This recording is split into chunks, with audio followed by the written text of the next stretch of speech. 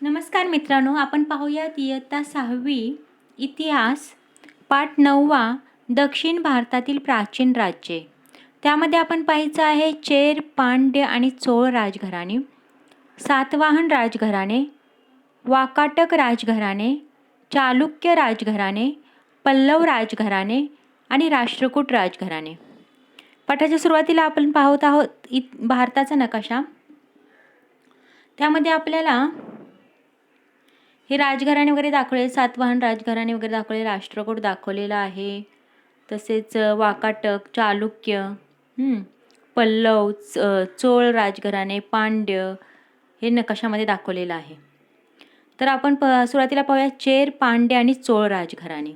दक्षिणेतील प्राचीन राजसत्तांमधील 3 राजसत्तांचा उल्लेख तत्कालीन साहित्यामध्ये होतो. दक्षिणेतील प्राचीन राजसत्तांमधील 3 राजसत्तांचा उल्लेख तत्कालीन साहित्यामध्ये येतो. चेर, पांड्य आणि चोळ या त्या राज्यसत्ता होत. या राजसत्ता इसवी सनापूर्वीच्या 4थ्या शतकात किंवा त्याही पूर्वीपासून अस्तित्वात होत्या. त्यांचा उल्लेख रामायण, महाभारत या महाकाव्यामध्ये करण्यात आला.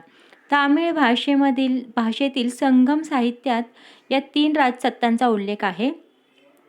मौर्य सम्राट अशोकाच्या लेखामध्येही त्याचा उल्लेख आहे. Periplus of the Erythraean Sea या पुस्तकात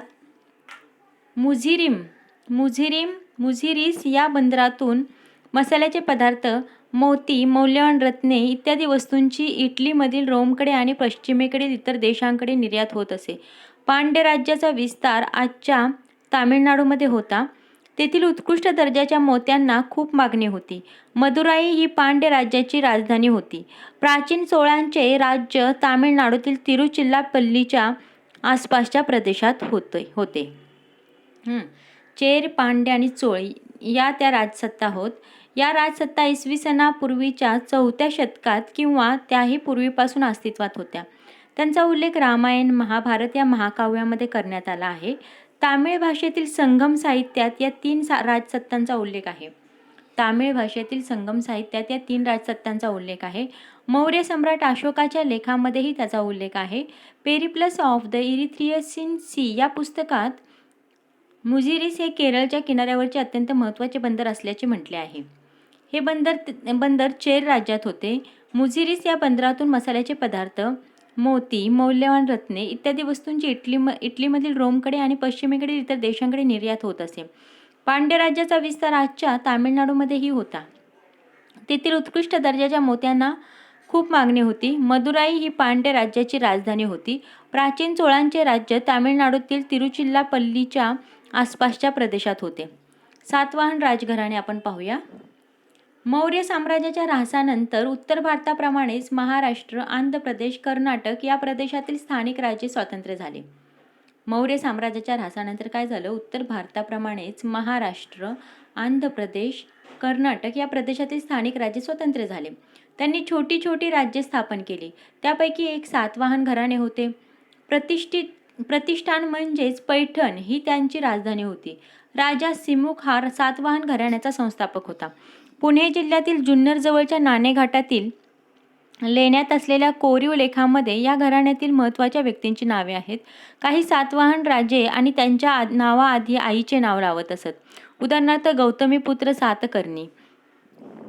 सातवाहन घराण्यातील गौतमीपुत्र सातकर्णी हा राजा विशेष प्रसिद्ध आहे. त्याच्या पराक्रमाचे वर्णन नाशिक येथील लेण्यामधील कोरीव लेखामध्ये केलेले आहे. त्याने शक राजा नहपान याचा पराभव केला. सातवाहन राजघराणे आपण पाहूयात. मौर्य साम्राज्याच्या ऱ्हासानंतर उत्तर भारताप्रमाणेच महाराष्ट्र, आंध्र प्रदेश, कर्नाटक या प्रदेशातील स्थानिक राज्ये स्वतंत्र झाले. म्हणजे मौर्य साम्राज्याचा जसा ऱ्हास झाला तसे उत्तर भारताप्रमाणेच महाराष्ट्र, आपला आंध्र प्रदेश आणि कर्नाटक या प्रदेशातील स्थानिक राज्ये कसे स्वतंत्र झाले. त्यांनी छोटी छोटी राज्ये स्थापन केली. त्यापैकी एक आहे ते सातवाहन घराणे होय. प्रतिष्ठान म्हणजेच पैठण ही त्याची राजधानी होती. सातवाहन घराणे होते ना, त्याची राजधानी प्रतिष्ठान म्हणजेच पैठण ही होती. राजा सिमुक हा सातवाहन घराण्याचा संस्थापक होता. पुणे जिल्ह्यातील जुन्नर जवळच्या नाणेघाटातील लेण्यात असलेल्या कोरीव लेखामध्ये या घराण्यातील काही महत्त्वाच्या व्यक्तींची नावे आहेत. काही सातवाहन राजे त्यांच्या नावाआधी आईचे नाव लावत असत. उदाहरणार्थ बघा इथे गौतमीपुत्र सातकर्णी. सातवाहन घराण्यातील गौतमीपुत्र सातकर्णी हा राजा विशेष प्रसिद्ध आहे. त्याच्या पराक्रमाचे वर्णन नाशिक येथील लेण्यामधील कोरीव लेखामध्ये केलेले आहे. त्याने शक राजा नहपाण्याचा पराभव केला. माहीत आहे का तुम्हाला? मध्ये पहा, नाणेघाट पुणे आणि ठाणे जिल्ह्याच्या सीमेवर जुन्नर मुरबाड रस्ता आहे. हा पुणे आणि ठाणे जिल्हा यांच्या सीमेवरती असलेला घाट रस्ता नाणेघाट या नावाने ओळखला जातो. 5 किलोमीटर लांबीचा हा घाट सुमारे 2000 वर्षापूर्वी सातवाहनाच्या कारकिर्दीत तयार करण्यात आला. पूर्वी हा घाट देश व कोकण यांच्यामधील मुख्य व्यापारी मार्गापैकी एक होता. व्यापार आणि वाहतूक यांसाठी हा घाट रस्ता वापरला जात असे. कोरलेला रांजण आजही तेथे पाहायला मिळतो. नाणेघाटातील लेण्यात सातवाहन राजांच्या मूर्ती व प्राचीन शिलालेख आहेत. सातवाहन राजा आणि राणी यांनी दिलेल्या देणग्यांची वर्णने येथील शिलालेखात आहेत. नाणेघाट म्हणजे कुठला? तर आता आजचा जो पुणे आणि ठाणे आहे, या पुणे जिल्हा आणि ठाणे जिल्हा यांच्या सीमेवर असलेला घाट रस्ता नाणेघाट या नावाने ओळखला जातो. 5 किलोमीटर लांबीचा हा घाट सुमारे 2000 वर्षापूर्वी सातवाहनाच्या कारकिर्दीत तयार करण्यात आला होता. 5 किलोमीटर लांबीचा हा घाट सुमारे 2000 वर्षापूर्वी सातवाहनांच्या कारकिर्दीत तयार करण्यात आला. पूर्वी हा घाट देश आणि कोकण यांच्यातील मुख्य व्यापारी मार्गापैकी एक होता. व्यापार आणि वाहतूक यांसाठी हा घाट रस्ता वापरला जात असे. कोरलेला रांजण आजही तेथे पाहायला मिळतो. नाणेघाटातील लेण्यात सातवाहन राजांच्या मूर्ती व प्राचीन शिलालेख आहेत. सातवाहन राजा आणि राणी यांनी दिलेल्या देणग्यांची वर्णने येथील शिलालेखात आहेत. गौतमीपुत्रांचा उल्लेख नाशिकच्या लेखात त्रिसमुद्र तोय पीतवाहन असा केलेला आहे. गौतमीपुत्राचा उल्लेख नाशिकच्या लेखामध्ये त्रिसमुद्र तोय पीतवाहन असा केला आहे. तोय म्हणजे पाणी, घोडे हे राजाचे वाहन, ज्याच्या घोड्यांनी 3 समुद्राचे पाणी पिले आहे असा त्याचा अर्थ आहे. बघा, ह्या शब्दाचा अर्थ काय आहे? त्रिसमुद्र तोय पीतवाहन. तोय म्हणजे पाणी आणि घोडे हे राजाचे वाहन. मग ज्याच्या घोड्यांनी 3 समुद्राचे पाणी पिले आहे असा ह्या त्रिसमुद्र तोय पीतवाहन या शब्दाचा अर्थ आहे. 3 समुद्र म्हणजे अरबी समुद्र, बंगालचा उपसागर आणि हिंदी महासागर. त्यांच्या काळात सातवाहनाचे साम्राज्य उत्तरेकडे नर्मदा नदीपासून दक्षिणेकडे तुंगभद्रा नदीपर्यंत पसरलेले होते. हाल नावाच्या सातवाहन राजाचा गाथा सप्तदशती हा महाराष्ट्री या प्राकृत भाषेतील ग्रंथ प्रसिद्ध आहे. या ग्रंथात सातवाहन काळातील लोकजीवनाची माहिती मिळते. हाल नावाच्या सातवाहन राजाचा गाथा सप्तशती हा महाराष्ट्री या प्राकृत भाषेतील ग्रंथ प्रसिद्ध आहे. या ग्रंथात सातवाहन काळातील लोकजीवनाची माहिती मिळते. सातवाहन काळात भारतीय व्यापारात खूप वाढ झाली. महाराष्ट्रातील पैठण, तेर, भोकरदन, कोल्हापूर या स्थळांना व्यापारांची केंद्रे म्हणून विशेष महत्त्व प्राप्त झाले. या काळात अनेक कलावस्तूंचे उत्पादन तेथे होऊ लागले. भारतीय मालाची निर्यात रोमपर्यंत होत गेली. असे काही सातवाहन नाण्यांवर जहाजांच्या प्रतिमा आहेत. महाराष्ट्रातील अजिंठा, नाशिक, कार्ले, भाजे, कान्हेरी, जुन्नर येथील लेण्यांमधील काही लेणी सातवाहनांच्या काळात खोदलेली आहेत. जहाजाची प्रतिमा असलेले सातवाहन नाणे आहे आणि त्याच्यावरती जहाजाची प्रतिमा आहे. सातवाहन काळात भारतीय व्यापारात खूपच वाढ झाली. महाराष्ट्रातील पैठण, तेर, भोकरदन, कोल्हापूर या स्थळांना व्यापारांची केंद्रे म्हणून विशेष महत्त्व प्राप्त झाले. या काळात अनेक कलावस्तूंचे उत्पादन तेथे होऊ लागले. भारतीय मालाची निर्यात रोमपर्यंत होत असे. काही सातवाहन नाण्यांवर जहाजांच्या प्रतिमा आहेत. महाराष्ट्रातील अजिंठा, नाशिक, कार्ले, भाजे, कान्हेरी, जुन्नर येथील लेण्यांमधील काही लेणी सातवाहनांच्या काळात खोदलेली आहेत. आपल्याला ते कार्ले येथील चैत्यगृहही दाखवलेले आहे. वाकाटक राजघराणे. इसवी सनाच्या 3ऱ्या शतकाच्या सुरुवातीस सातवाहनांची सत्ता क्षीण झाली. त्यानंतर उदयाला आलेल्या राजघराण्यांमध्ये वाकाटक हे सामर्थ्यशाली राजघराणे होते. वाकाटक राजघराण्यांच्या संस्थापकाचे नाव होते विंध्यशक्ती. विंध्यशक्तीनंतर पहिला प्रवरसेन हा राजा झाला. प्रवरसेनानंतर वाकाटकाचे राज्य विभागले गेले. त्यातील 2 शाखा प्रमुख होत्या. पहिल्या शाखेची राजधानी नंदीवर्धन जी नागपूरजवळ आहे आणि दुसऱ्या शाखेची राजधानी वत्सगुल्म म्हणजे सध्या वाशिम, जिल्हा वाशिम येथे होती. विंध्यशक्ती हा मुलगा पहिला प्रवरसेन याने वाकाटक साम्राज्याचा विस्तार केला. त्याच्या कारकिर्दीत वाकाटकाचे साम्राज्य उत्तरेस माळवा आणि गुजरात या प्रदेशापासून दक्षिणेस कोल्हापूरपर्यंत पसरले होते. कोल्हापूरचे त्या काळातील नाव कुंतल असे होते. गुप्त सम्राट दुसरा चंद्रगुप्त याची मुलगी प्रभावती हिचा विवाह दुसरा रुद्रसेन या वाकाटक राजाशी झाला आणि याची माहिती आपण यापूर्वी घेतलीच आहे. हरिसेन या वाकाटक राजाचा वराहदेव नावाचा मंत्री होता. तो बौद्ध धर्माचा अनुयायी होता. अजिंठा येथील 16 क्रमांकाचे लेणे त्याने खोदवून घेतले होते. अजिंठाच्या इतरही काही लेण्यांमधील खोदाईचे तसेच ती लेणी चित्राने सुशोभित करण्याचे काम हरिसेनाच्या कारकिर्दीत झाले आणि वाकाटक राजाचा दुसरा प्रवरसेन याने महाराष्ट्रीय प्राकृत भाषेतील सेतुबंध या ग्रंथाची रचना केली. तसेच कालिदासाचे मेघदूत हे काव्यही याच काळातील आहे. वाकाटक राजघराणे आपण पाहूया. इसवी सनाच्या 3ऱ्या शतकाच्या सुरुवातीस काय झालं, सातवाहनांची सत्ता क्षीण झाली, कमी होत गेली.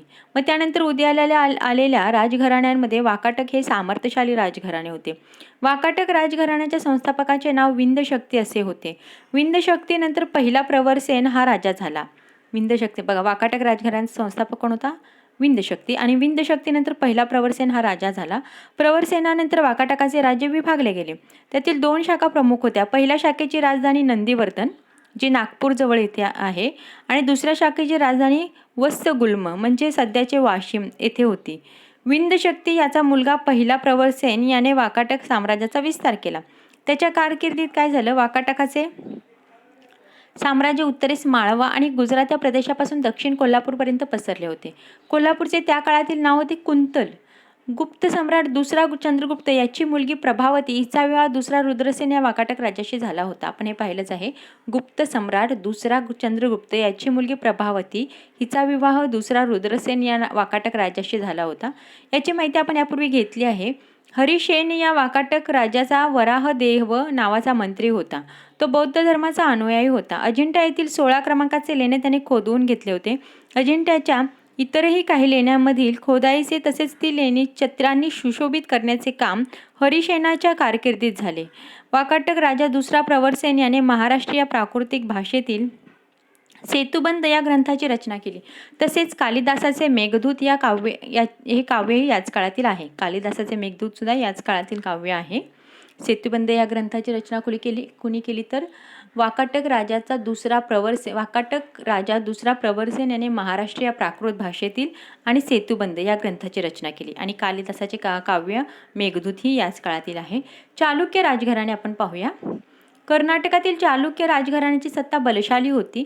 वाकाटकानंतर प्रबळ झालेल्या सत्तांमध्ये कदंब, कलचुरी इत्यादी सत्तांचा समावेश होता.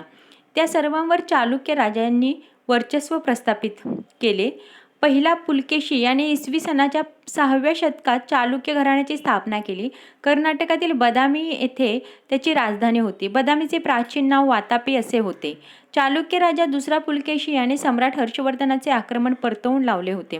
बदामी, ऐहोळे, पट्टदकल येथील प्रसिद्ध मंदिरे चालुक्य राजाच्या कारकिर्दीत बांधली गेली होती. चालुक्य राज्यघराणे आपण पाहूया. कर्नाटकातील चालुक्य राजघराण्याची सत्ता कशी होती, बलशाली होती. वाकाटकानंतर प्रबळ झालेल्या सत्तांमध्ये कदंब, कलचुरी इत्यादी सत्तांचा समावेश होता. त्या सर्वांवर चालुक्य राजांनी वर्चस्व प्रस्थापित केले. पहिला पुलकेशी याने इसवी सनाच्या 6व्या शतकात चालुक्य घराण्याची स्थापना केली. कर्नाटकातील बदामी येथे त्याची राजधानी होती. बदामीचे प्राचीन नाव होते वातापी. चालुक्य राजा दुसरा पुलकेशी याने सम्राट हर्षवर्धनाचे आक्रमण परतवून लावले होते. बदामी, ऐहोळे, पट्टदकल येथील प्रसिद्ध मंदिरे चालुक्य राजांच्या कारकिर्दीत बांधली गेली. पट्टदकल येथील मंदिर दाखवलेलं आहे आपल्याला. आता पल्लव राजघराणे आपण पाहूया. पल्लव राजसत्ता दक्षिण भारतातील एक प्रबळ राजसत्ता होती. तामिळनाडूतील कांचीपुरम ही त्यांची राजधानी होती. महेंद्रवर्मन हा एक कर्तबगार पल्लव राजा होता. त्याने पल्लव राजाचा विस्तार केला आणि तो स्वतः नाटककार होता. महेंद्रवर्मनचा मुलगा नरसिंहवर्मनने चालुक्य राजा दुसरा पुलकेशी याचे आक्रमण परतवून लावले. त्याच्या कारकिर्दीत महाबलीपुरम येथील प्रसिद्ध रथमंदिरे खोदवली गेली आणि ही रथमंदिरे अखंड पाषाणात खोदलेली आहेत. पल्लव राजांचे आरमार प्रबळ आणि सुसज्ज होते. त्यांच्या काळात भारताचा आग्नेय आशियातील देशांशी जवळचा संबंध आला.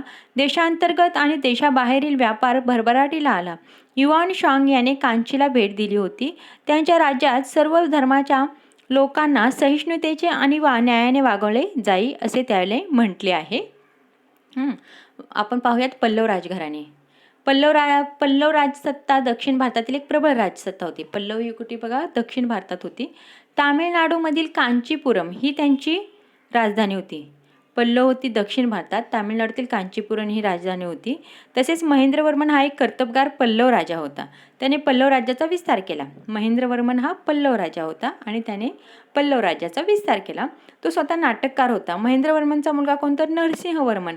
त्याने काय केलं? चालुक्य राजा दुसरा पुलकेशी याचे आक्रमण परतवून लागले. महेंद्रवर्मनचा मुलगा आहे तो नरसिंहवर्मन. त्याने काय केलं? चालुक्य राजा दुसरा पुलकेशी याचे आक्रमण परतवून लावले. त्याच्या कारकिर्दीत महाबलीपुरम येथील प्रसिद्ध रथमंदिरे खोदवली गेली आणि ही रथमंदिरे अखंड पाषाणात खोदलेली आहेत. बघा, त्या नरसिंहवर्मनने काय केलं? चालुक्य राजा दुसऱ्या पुलकेशी याचे आक्रमण परतवून लावले आणि त्याच्या कारकिर्दीत काय केलं गेलं तर महाबलीपुरम येथे काय झालं? प्रसिद्ध रथमंदिरे खोदवली गेली आणि ही रथमंदिरे अखंड पाषाणात खोदलेली आहेत. पल्लव राजांचे आरमार प्रबळ आणि सुसज्ज होते. त्याच्या काळात भारताचा आग्नेय आशियातील देशांशी जवळचा संबंध आला. देशांतर्गत आणि देशाबाहेरील व्यापार भरभराटीला आला. युआन शांग याने कांचीला भेट दिली होती. त्यांच्या राज्यात सर्व धर्माच्या लोकांना सहिष्णुतेने आणि न्यायाने वागवले जाई असे त्यांनी म्हटले आहे. राष्ट्रकूट राजघराणे पाहूया आपण. राष्ट्रकूट राजघराण्याच्या भरभराटीच्या काळात त्यांची सत्ता विंध्य पर्वतापासून ते दक्षिणेला कन्याकुमारीपर्यंत पसरलेली होती. दंतीदुर्ग या राजाने प्रथम त्यांची सत्ता महाराष्ट्रात स्थापन केली. कृष्ण राजा पहिला याने वेरूळचे सुप्रसिद्ध कैलास मंदिर खोदवले. आतापर्यंत आपण प्रामुख्याने प्राचीन भारतातील विविध राजकीय सत्तांची माहिती घेतली. पुढील पाठात आपण प्राचीन भारतातील सामाजिक आणि सांस्कृतिक जीवनाचा आढावा घेऊया. राष्ट्रकूट राजघराण्याच्या भरभराटीच्या काळात काय झालं? त्याची सत्ता विंध्य पर्वतापासून ते दक्षिणेला कन्याकुमारीपर्यंत पसरलेली होती. दंतीदुर्ग या राजाने प्रथम आणि त्यांची सत्ता महाराष्ट्रात स्थापन केली. कृष्ण राजा पहिला याने वेरूळचे सुप्रसिद्ध कैलास मंदिर खोदवले. आतापर्यंत आपण प्राचीन भारतातील विविध राजकीय सत्तांची माहिती घेतली. पुढील पाठात आपण प्राचीन भारतातील सामाजिक आणि सांस्कृतिक जीवनाचा आढावा घेऊया. इथे आपल्याला वेरूळ येथील कैलासने दाखवले आहे. माहिती आहे का तुम्हाला? मध्ये आपल्याला काय सांगितले? The Periplus of the Erythraean Sea. Periplus म्हणजे माहिती पुस्तक, इरिथ्रियन सी म्हणजे तांबडा समुद्र. ग्रीक लोकांच्या दृष्टीने हिंदी महासागर आणि इराणचे आखात हे तांबड्या समुद्राचे भाग होते. Periplus of the Erythraean Sea म्हणजे तांबड्या समुद्राचे माहिती पुस्तक. हे साधारणपणे इसवी सनाच्या पहिल्या शतकातील पुस्तक आहे. हे पुस्तक लिहिणारा खलाशी इजिप्तमध्ये राहणारा होता. भारताचा समुद्रकिनारा, इराणचे आखात आणि इजिप्त या प्रदेशांच्या दरम्यान चालणाऱ्या व्यापारांची माहिती पेरिप्लसमध्ये मिळते. बॅरीगाझा म्हणजेच भडोच, नाला सोपारा, कल्याण, मुझरीस इत्यादी भारतीय बंदराचा उल्लेख पेरिप्लसमध्ये आहे. मुझिरीस हे केरळमधील कोचीनच्या जवळ असणारे प्राचीन बंदर होते. आज ते अस्तित्वात नाही. Periplus of the Erythraean Sea. Periplus म्हणजे काय तर माहिती पुस्तक. इरिथ्रियन सी म्हणजे तांबडा समुद्र. ग्रीक लोकांच्या दृष्टीने हिंदी महासागर आणि इराणचे आखात हे तांबड्या समुद्राचाच भाग आहे. हिंदी महासागर आणि इराणचे आखात हे तांबड्या समुद्राचेच भाग आहेत. Periplus of the Erythraean Sea म्हणजे तांबड्या समुद्राचे माहिती पुस्तक. हे साधारणपणे इसवी सनाच्या पहिल्या शतकातील पुस्तक आहे. हे पुस्तक लिहिणारा खलाशी इजिप्तमध्ये राहणारा होता. भारताचा समुद्रकिनारा, इराणचे आखात आणि इजिप्त या प्रदेशांच्या दरम्यान चालणाऱ्या व्यापाराची माहिती पेरिप्लसमध्ये मिळते. बॅरीगाझा म्हणजे भडोच, नालासोपारा, कल्याण, मुझिरीस इत्यादी भारतीय बंदराचा उल्लेख पेरिप्लसमध्ये आहे. मुझिरीस हे केरळमधील कोचीनच्या जवळ असणारे प्राचीन बंदर होते. आज ते अस्तित्वात नाही. तर मित्रांनो, अशा प्रकारे हा आपला पाठ संपलेला आहे. धन्यवाद मित्रांनो. पुन्हा भेटूयात.